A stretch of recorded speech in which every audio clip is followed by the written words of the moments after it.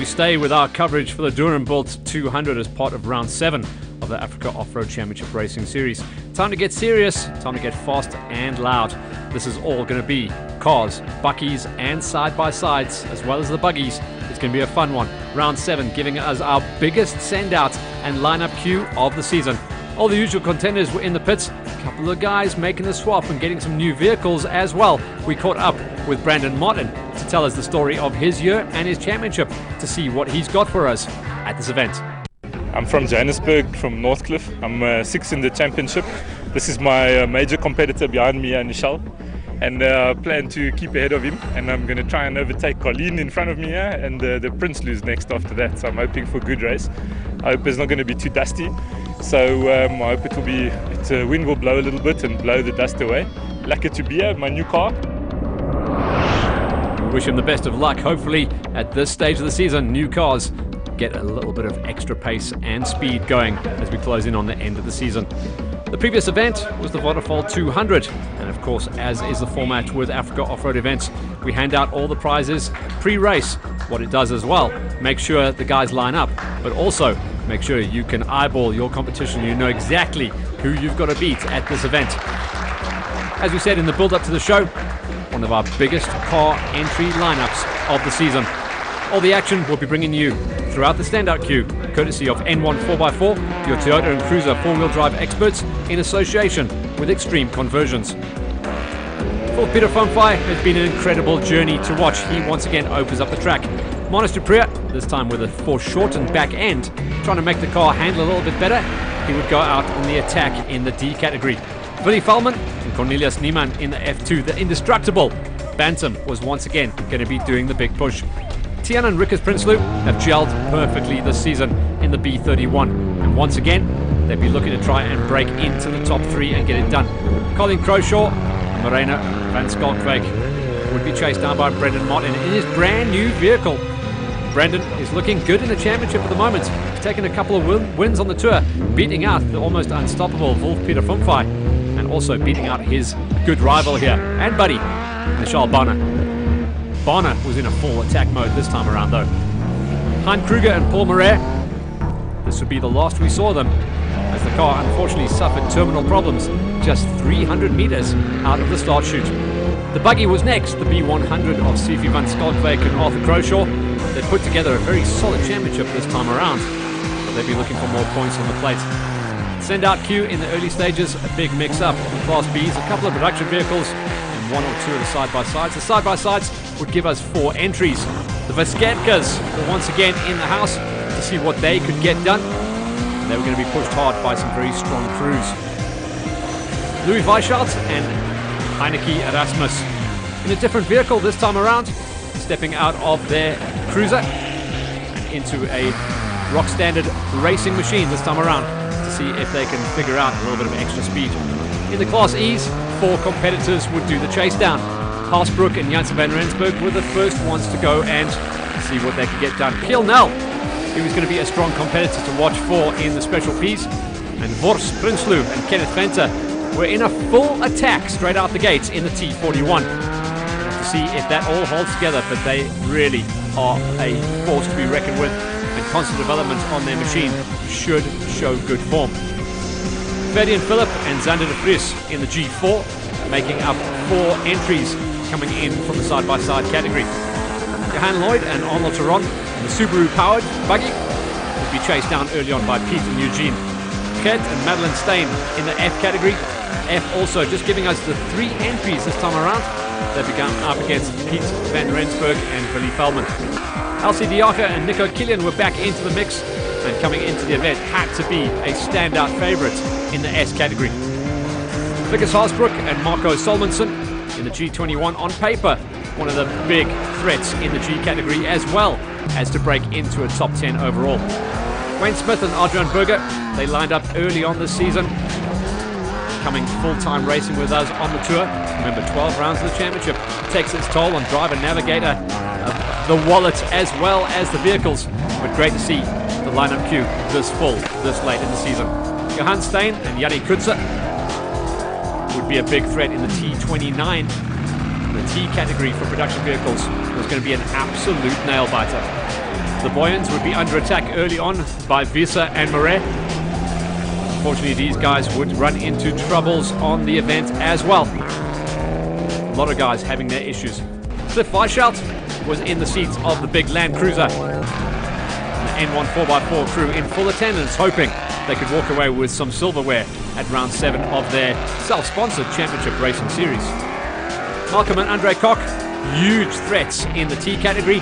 Also huge threats to take the overall in the day, but they would have to make some huge passes. De Villiers and Dupré on one of the older classes. And Alec Abbott, who has shone early on in the season. It was a no-show for a couple of events, dropping him down out of championship contention. Ricky and Chastain in the E category. Once again, 4 cars, but only 3 podium positions to play for. Arthur Atwell and Caddy Menchis in the P10. One of the older, funkier looking machines. And finally, the return of Fahim Jacobs and Adam Tate in the second of the buggies. Join us after the break to see what went down in the dust of Doornbult. Coming up, unadulterated luxury, the Aston Martin Vantage. A vintage extravaganza at the Castle Deek Classic Days. And an upgraded Super Mini, the Skoda Fabia.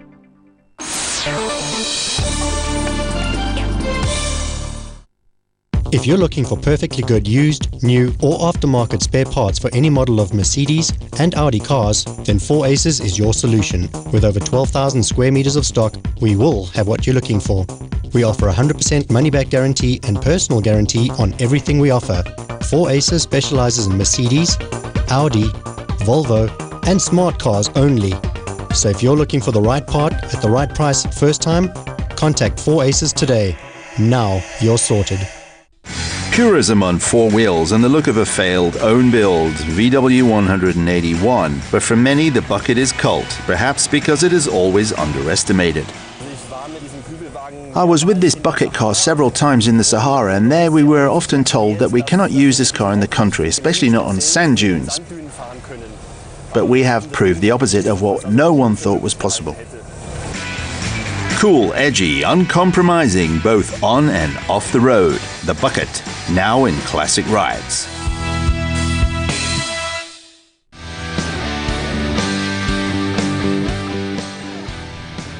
Situated between Sonnieshof and Delareyville in the Northwest Province, the Doornbult 200 giving us round 7 of the Africa Off-Road Championship Racing Series.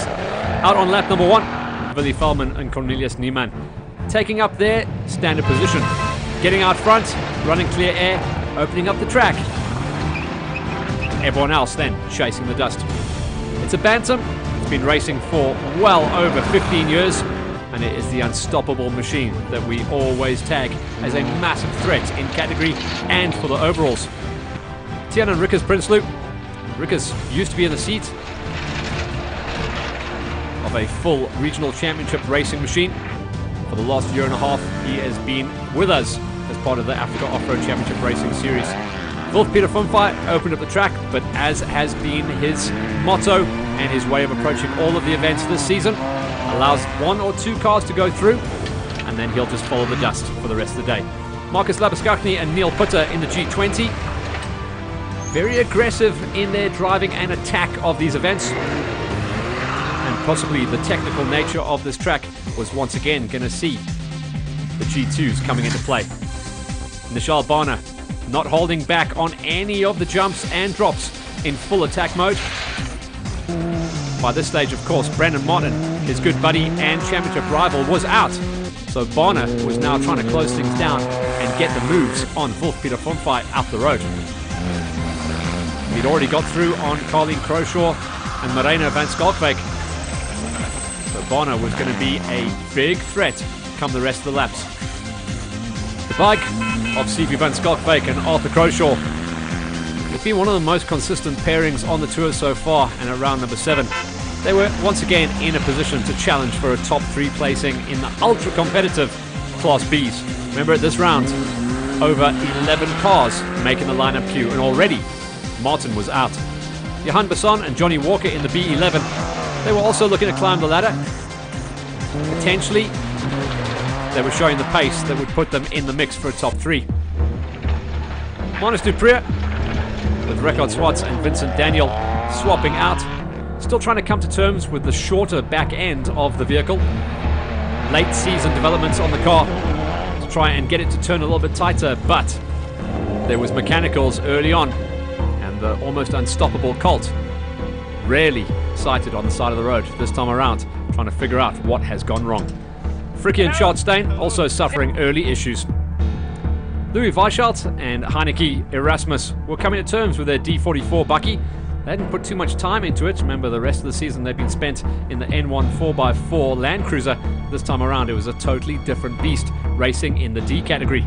Cliff Weichelt, on the other hand, was in familiar territory. He was in the rock and roller, the N1 Land Cruiser that has really come on strong. They put a lot of development into that car, and it is starting to deliver all of its promise for the last 2 years of development. Throughout the rest of the categories, it was really fun to see who was going to be able to walk away with round 7 victory. The Viskerkas have shown incredible form, if not a little bit erratic in their performances, but man and wife pairing Clarence and Annalise were charging hard here to try and run away with a podium once again. Eventually, they would go on and cause major damage to the front end, clipping a rock on the inside of a turn. That would slow their pace dramatically. Elsie Diaka and Nico Killian flying up the race order in the Class S, and they would go on for a win in national category, beating some big dogs along the way as well. Gil Nell and Doornbult Hutting getting hounded all the way by Diaka as he closed in on his rivals up the road. Louis Weichelt and Heineke Erasmus ran good pace in the D44. They would eventually go on, incredibly enough, at their debut run in a new Bucky to walk away with a number 2 spot in the Ds. We'll save who took the win for a nice surprise at the end. Gil Nell and Doornbult Hutting having to get mixed up in a lot of races throughout the event. They would go at it and get closed down by another one of the special vehicles as the horn was blowing hard for the Boysons, Lawrence and Karine. They would eventually charge all the way up into a number 2 spot for national category. Jaco Rousseau, so solid and consistent on the season, still once again trying to get it done, eventually going on to take a number 7 finish. The T41 of the Prinsloo's also just finishing outside of podiums, 4th for them in their Bucky. Haasbroek and Solmonson in the G21 doing a nice run this time around. They would eventually go on to take a 3rd place finish in the G side-by-side category. Johan Stein and Yanni Kutzer started way down the order in the T29, having to make a lot of passes on lap number 1 and eventually just squeaking their way into a top 3 placing in national category, up against some big hitters as well. Unfortunately, Malcolm Koch and Andre Koch were out early on lap 1 with a DNF. Jeremy Mitchell and Willem Mutter in the B27 were doing a nice job and would eventually bag and tag a number 8 finish. Nice driving for our B categories, and the track, the technical nature, really suiting the open wheels. The Buckies were finding the going tough, very, very hard terrain. Cliff Weichelt was absolutely charging by this stage and closed things down on Pete up the road. Weichelt in the N1 4x4 Land Cruiser had found the sweet spot on the D66 and were running the numbers. Alec Abbott on the B53 would squeak his way inside of a top 5 in category, with Kate and Madeline Stein in the F4 vehicle, taking a number 3 spot finish with 3 cars scoring in category. The G4 vehicle of Freddie and Philip de Vries at the wheel and Xander de Vries on the notes. Number 2 spot finish was on the cards for them. The B39 absolutely charging for Freddie O'Brien and Johan Retief. 6th place finish for their incredibly well-spec'd vehicle. At the flag, everyone came home with a ton of stories. Marcus Labuskachny and Neil Putter in the G20 walked away with a victory at round number 7 of the championship. Great to see new blood rising to the top for Labuskachny and Putter G20, and round 7 was all good numbers. For the national championship category, Elsie Diaka and Nico Killian didn't hold anything back, took no prisoners, and smashed home a massive win, beating out Lawrence Boyson and Karine Boyson. beaten Eugene van Rensburg in the F46, walked away with a nice number as well on the page. They took category win. Johan Besson and Johnny Walker in the B11 took a category win. They looked like they were in tasty form coming into this round, and they beat out a stacked gate of 11 crews to win, as I've always said, the ultra-competitive B11 category. The single-seater of Nishal Barner in the B20. He got a third-place finish overall, but more importantly, he'll be climbing the ladder in the championship to try and leapfrog himself up with a couple of rounds still to go. The B100 Beetle of Sifi van Skalkwyk and Arthur Croshaw, once again the most consistent crew on tour, second place in category. Gil Nel and Doornbult Hutting in the P47 took a category win, beating out Renaud de Villiers and Andre Dupree to second place. Jaco Rousseau in the B46 did a nice job. Seventh place was a rock-solid finish. More importantly, though, he beat out Brendan Martin, who retired early, and a very rare retirement for Wolf-Peter Funfai. Funfai will lose a lot of championship points at round 7.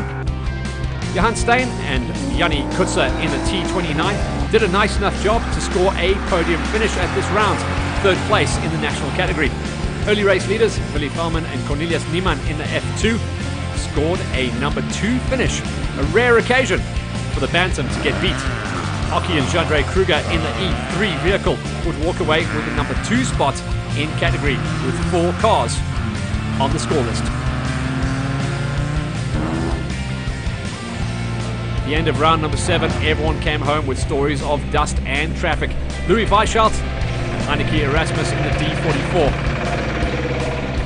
Here the car on the last lap was pretty much in limp mode, but they did just enough to bag a number 2 finish on the day and the first time behind the wheel.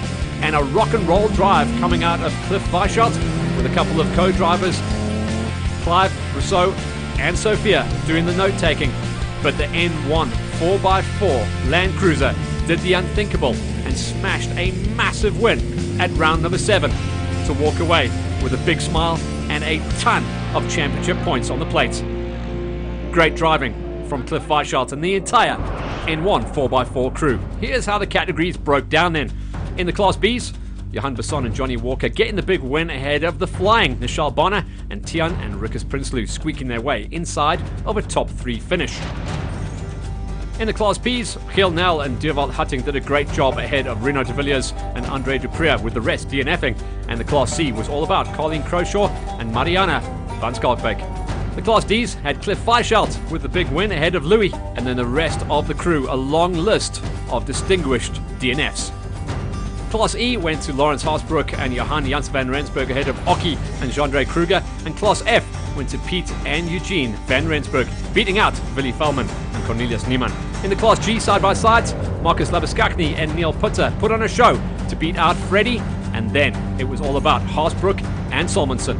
In the national class, Elsie de Jager and Nico Killian plowed the field to beat out Lawrence and Karin Boyson and Johan Strauss and Yanni Kutzer, the rest DNFing. A short gap for all the crews then to take a breath and get themselves ready for round 8 of the Championship Racing Series. That's going to be at Bultfontein on the 1st of September. It's also going to be running alongside the Burki Feast, so it's going to be a fun, exciting weekend.